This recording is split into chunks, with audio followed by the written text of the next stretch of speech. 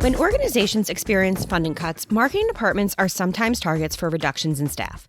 That often leaves organizations looking for consultants to help fill the gap, with many marketing leaders or nonprofit founders integrating consulting partners into their teams for the first time. If this is you, there are a few things worth considering to be sure your partnership is a success. The very first thing is to make sure you choose the right consultant. There are a ton of consultants in the market, some who have 3 years of experience and some with decades of experience. Consider the complexity of the work they're going to undertake and think about how much experience you'll require. You'll also want to ask around in your network to see if someone can offer a recommendation. And remember that just because someone has experience consulting for large organizations or Fortune 500 companies, they may not be the best fit for your small organization who's still bootstrapping, writing grant applications, and making funding appeals. Treat hiring a consultant much like hiring an employee, because even though the consultant won't legally be your employee, they will be a significant contributor to your work. So check each potential consultant's references and assess work samples from their portfolio. As part of this dance of coming together with a consultant, it helps to be really specific about what you want to achieve. Whether that's increasing donations, boosting awareness, or improving branding, the consultant you select should be able to show you samples, analytics from their past performance, or at least some solid ideas about how they would leverage skills from their previous projects to meet your current needs. So be specific if your needs will require the consultant to have tactical skills like website development or Google Ads grant management experience. You will not get dense experience in those things if you hire a generalist, so you might need to hire tacticians or considering partnering with a consulting firm instead of an individual. Additionally, and critically, you'll want to make sure that the consultant you select shares your organization's values and can get motivated about your mission. Once you've selected a consultant or consulting firm, you need to set some ground rules for how you'll operate. Setting roles and responsibilities is essential. Clarify who's responsible for what to avoid any confusion, and identify a point of contact within your organization for smooth communication. The consultant or consulting team should have someone who manages the flow of information, edits, and approvals on the inside. Be sure to speak about how often you'll connect. Will there be a standing meeting, or are you connecting as needed? I personally am a big fan of standing meetings because you can use them as touch points to talk about recent successes, upcoming to-dos, progress updates on longer form tasks, and adjustments that need to be made to anything in progress. They're also a great time to brainstorm through roadblocks or explore new ideas and share updates on any internal challenges, changes, or shifts in priorities. And as a bonus, they strengthen communication between your teams and help build trust. Trust is important in all business relationships, but when you're bringing a marketing or communications consultant in that's going to help craft public-facing messaging for your organization, the consultant is going to look to you for transparency about addressing touchy topics like funding shortages, program closures, leadership transitions, and more. So you need to be sure they're clued in, and you'll want to have a confidentiality clause in your agreement. On that note, you'll want to continually empower your consultant with information.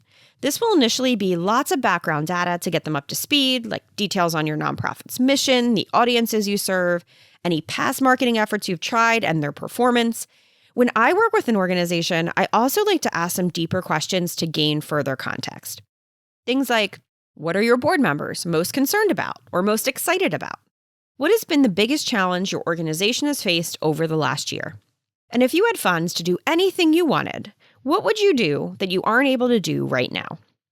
And of course, you'll want to make sure your consultant has access to all your branding materials, including your color palette, fonts, logos, and other icons, but also your summary donor data, campaign history, and a list of the goals your internal team is aiming to achieve. You want to be realistic about how your marketing efforts will contribute to these goals.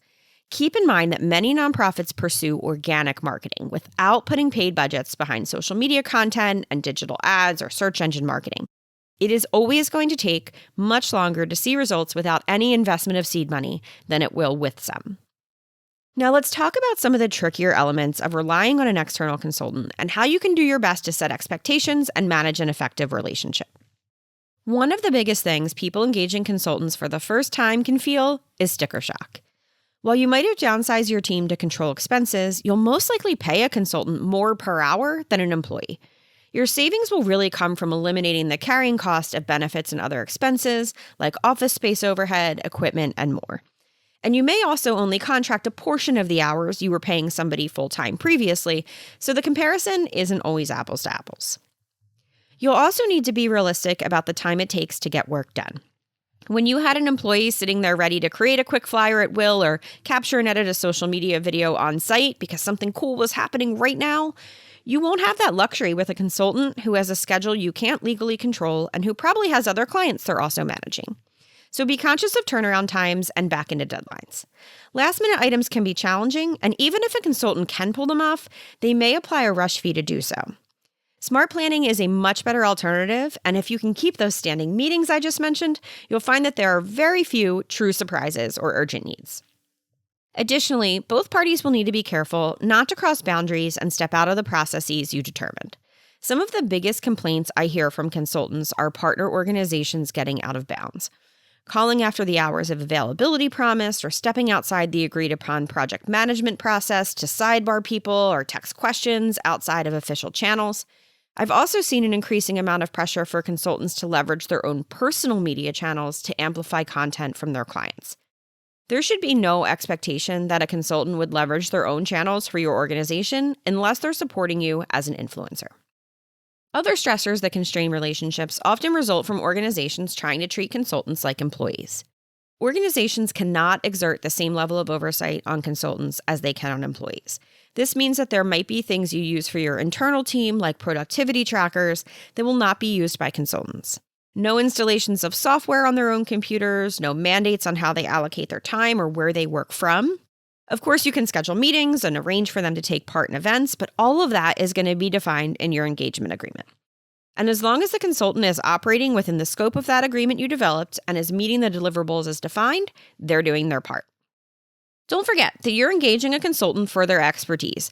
Be open to new ideas and strategies they might suggest, even if they challenge the status quo. Many consultants work with numerous clients, and you can benefit from tactics they've tried with other partners. Please share data openly and often, and treat your consultant as a strategic partner, not just a vendor. Encouraging collaboration between your internal teams and your consultant will ensure a cohesive approach if you can avoid micromanaging and allow the consultant to do what they were hired to do.